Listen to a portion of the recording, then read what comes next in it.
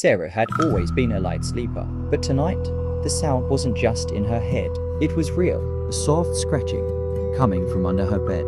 She froze, heart racing, gripping the edges of her blanket. Maybe it was just the cat, but no, her cat had been missing for days. The scratching grew louder, more frantic. With trembling hands, she leaned over the side of the bed, her breath caught in her throat. Slowly, she peered under. There, in the darkness, two glowing eyes stared back at her. But it wasn't the cat.